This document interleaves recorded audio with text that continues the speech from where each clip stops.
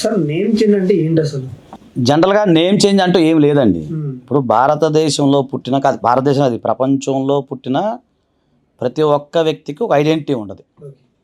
ఓకేనా?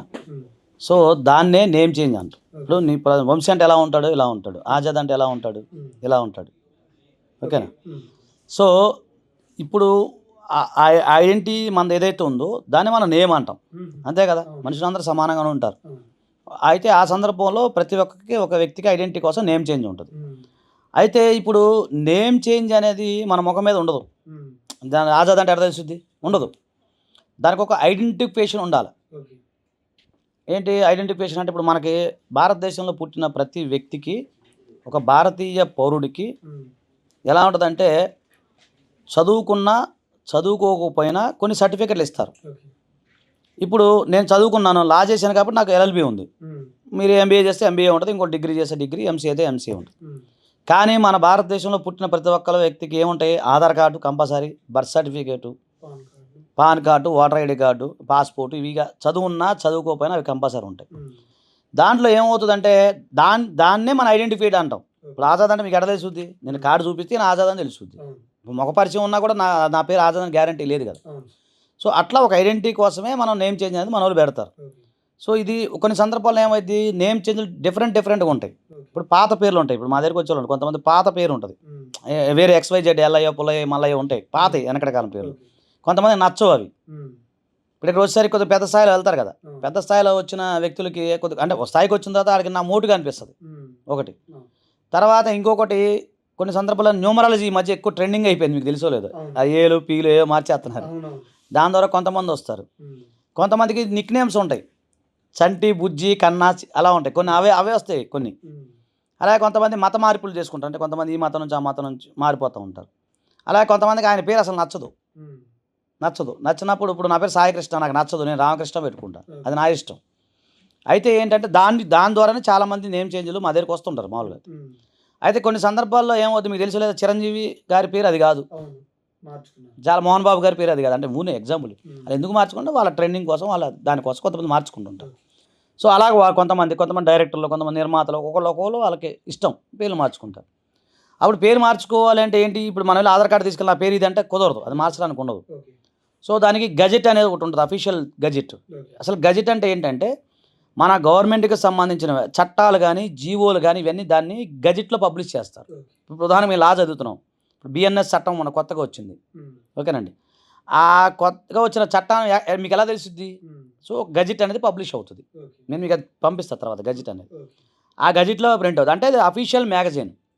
పూర్వం రోజుల్లో రాజముద్రలు ఉండేవి, మనకు తెలుసు కదా, రాజాది రాజాని ఇట్లా ముద్ర వేసేవాళ్ళు. ఇప్పుడు అవి లేవు కదా, ఇది ప్రజాస్వామ్యం. కాబట్టి భారతదేశానికి ఒక రాజపత్రం అనేది ఉంటుంది. అంటే ప్రతి దేశానికి ఒక రాజపత్రం ఉంటుంది. సో దాంట్లో నేమ్ చేంజ్ అనేది మనం చేసుకోవచ్చు. అయితే నేమ్ చేంజ్కి కొన్ని అర్హతలు కావాలి. అదేంటంటే అతను భారతీయ పౌరుడై ఉండాలి ఒకటి. రెండోది 18 years నిండి ఉండాలి. మూడోది అతని మీద క్రిమినల్ కేసులు అవి నమోదై ఉండకూడదు.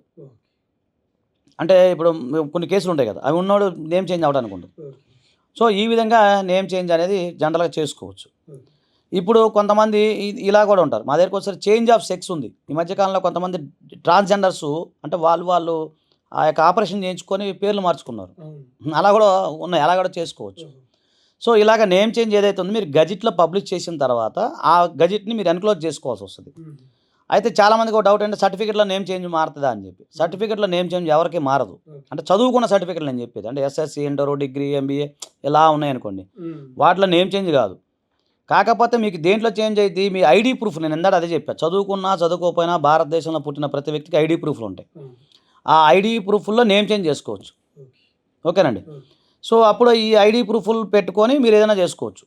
సర్టిఫికెట్లో నేమ్ చేంజ్ అనేది జరగదు. అయితే ఇప్పుడు నుంచి ఫర్దర్గా, ఇప్పుడు నేను నా సర్టిఫికెట్లోనే సాయికృష్ణ ఆజాద్ ఉంటుంది, నేను రామకృష్ణ ఆజాద్గా మార్చుకున్న సందర్భంలో నెక్స్ట్ భవిష్యత్తులో నేను ఏదైతే నేను రామకృష్ణ ఆజాద్గా నేను ఇంకో డిగ్రీలో జాయిన్ అయ్యా, అప్పుడు ఏమవుతుంది, అప్పటి నుంచి నేను రామకృష్ణ ఆజాద్గా నా సర్టిఫికెట్లు వస్తాయి.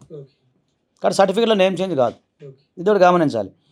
తర్వాత ఈ నేమ్ చేంజ్లు ఎలా ఉంటాయంటే, దాన్ని బేస్ చేసుకుని Aadhaar card, voter ID card, pan card అన్నీ మార్చుకోవచ్చు. అలాగే బ్యాంకులో కూడా అకౌంట్స్ కూడా మార్చుకోవచ్చు. అలా వీలునామా రాసుకోవచ్చు, ఒక సొంత ఆస్తులు కొనుక్కోవచ్చు. ఓకేనా? మళ్ళీ ఇంకో డౌట్ రావచ్చు ఏంటంటే మన నా పేరు సాయికృష్ణ ఆజాద్ పేరు మీద ఒక ఇల్లు ఉంది, నేను కొత్తది కొంటున్నా, మరి అది అమ్మాలంటే ఎలాగా అన్నప్పుడు ఈ గజెట్ చూపిస్తే సరిపోతుంది. అయితే సార్ ఇప్పుడు ఫస్ట్ పెళ్ళైన తర్వాత ఆమెకు నచ్చుకో ఏదో సమ్ ప్రాబ్లమ్స్ వల్ల డైవర్స్ అయిన ఒక బాబు ఉన్నాడు వాళ్ళకి, పిల్లగాలు ఉన్న తర్వాత వేరే వాళ్ళని మళ్ళీ సెకండ్ మ్యారేజ్ చేసుకుంది అనమాట. సెకండ్ మ్యారేజ్ చేసుకున్న తర్వాత ఈ పిల్లకి ఫస్ట్ అంటే తన గురించి తెలియకుండా ఈయన తండ్రి చెప్పడం ఎలా మరి అంతా? ఎస్, ఇప్పుడు ఇది చాలా మందికి డౌట్ ఉంటుందండి. ఈ మధ్యకాలంలో డైవర్స్ కేసులు ఎక్కువ పెరుగుతున్నాయి. అవునన్నా కాదన్నా డైవర్స్ కేసులు ఎక్కువ పెరుగుతూ ఉన్నాయి. పెరిగినప్పుడు ఉదాహరణకి ఒక మహిళకి పుట్టింటి నుంచి ఒక సర్నేమ్ ఉంటుంది, అది తర్వాత నెక్స్ట్ మ్యారేజ్ అయిన తర్వాత ఆటోమేటిక్గా అవుతుంది. సో దానికి ఏం గజిట్ చేసుకోవాల్సిన అవసరం లేదు, ఒక అఫిడవిట్ ఇస్తే సరిపోతుంది. అది ఎక్కడ ప్రాబ్లం, టెక్నికల్ ప్రాబ్లం ఏమవుద్దంటే ఇప్పుడు మేము చేసిన కేసులు ఉన్నాయి. ఇప్పుడు ఫస్ట్ ఆమె ఒక హస్బెండ్ని మ్యారేజ్ చేసుకుంది, అతను డైవర్స్ తీసుకుంది అతనితో, కానీ ఆమెకి ఒక పుట్టిన బాబు కానీ పాప కానీ ఎవరో ఒకరు ఉంటారు. మళ్ళీ సెకండ్ మ్యారేజ్ చేసుకుంటుంది. అప్పుడు ఆమెకి ఎన్ని ఇంటి పేర్లు వస్తాయి? తల్లిగారి ఇంటి పేరు, ఫస్ట్ భర్తతో ఒకటి, నెక్స్ట్ ఇది ఒకటి, 3 వస్తాయి. వచ్చినప్పుడు జనరల్గా ఏమవుద్దంటే వీళ్ళకి పుట్టిన బాబుకి మళ్ళీ ఇతను మారుతండ్రి అంటే ఇప్పుడు స్టెప్ ఫాదర్గా చెప్పడం కొంతమందికి ఇష్టం ఉండదు, ఎందుకంటే మళ్ళీ బాగోదు కదా సొసైటీలో ఉన్నప్పుడు, వీళ్ళ నాన్న కాదా మళ్ళీ ఇదంతా స్టోరీ అంతా చెప్పాలి. అలాంటి వాళ్ళు మా దగ్గరికి వస్తారు చాలామంది, కామన్గా వచ్చి సార్ మరి నాది డైవర్స్ అయిపోయింది కానీ నాది సర్నేమ్ ఇట్లా ఉండిపోయింది, అలాగే నా పుట్టిన పిల్లోడు ఎవరైతే ఉన్నారో ఫాదర్ ఆఫ్ ఆయన ఉండిపోయింది, ఆయన సర్నేమ్ ఉండిపోయింది. సో అప్పుడు మాకు ఇబ్బంది అవుద్ది, అంటే భవిష్యత్తులో మళ్ళీ కలిసి ఉండిపోవాలి కదా, మళ్ళీ వెనక పుట్టే పిల్లలు ఉంటారు. ఇప్పుడు వీళ్ళతో డిఫరెంట్ ఉన్న ఏముంటుంది, సర్నేమ్ ఉంటుంది, అర్థమైంది లాజిక్. ఇప్పుడు ఇతను సెకండ్ మ్యారేజ్ ద్వారా ఒక బాబు పుట్టాడు అనుకోండి, ఫస్ట్ మ్యారేజ్ ద్వారా బాబు పుట్టాడు, వీళ్ళిద్దరు డిఫరెన్స్లు వస్తాయి రావా? ఫాదర్ డిఫరెంట్ ఉంటుంది, సర్నేమ్ కూడా డిఫరెంట్ వస్తుంది, అక్కడే డిఫరెన్స్లు వచ్చేస్తాయి. అప్పుడు మళ్ళీ జీవితం ఇబ్బంది అవుతుంది, పిల్లల మధ్య క్లాషెస్ వస్తాయి. అలాంటి సందర్భాలు ఏం చేయాలంటే దాన్ని కూడా గజిట్లో చేంజ్ చేసుకోవచ్చు. ఏమనంటే ఇప్పుడు అంటే డైవర్స్ కాపీ కంపల్సరీ ఉండాలి. సో నేను పలాని వ్యక్తి చేత డైవర్స్ తీసుకున్నాను, తర్వాత పలాని వ్యక్తిని నేను ఇట్లా రెండో వివాహం చేసుకున్నాను, సో నా సంబంధించి నా కొడుకు అంటే ఇప్పుడు ఎగ్జిస్టింగ్ కొడుకు ఎవరైతే ఉన్నారో అతనికి సంబంధించిన ఎగ్జిస్టింగ్ కొడుకు ఎవరైతే ఉన్నారో సన్ ఆఫ్ మారాలి, అలాగే అతని సర్నేమ్ మారి ఇతనిలోకి రావాలి అని చెప్పేసి అది డిక్లరేషన్ వేసుకోవచ్చు. మనం వేసుకున్న తర్వాత ఏమవుతుందంటే అది బేస్ చేసుకొని అప్పుడు ఈ పుట్టిన బాబు కానీ పాప కానీ ఎవరైతే వాళ్ళు ఆటోమేటిక్గా ఇప్పుడు ఎవరైతే సెకండ్ మ్యారేజ్ చేసుకున్నారో వాళ్ళతో పాటు ఆటోమేటిక్గా వీళ్ళు కలిసిపోతారు.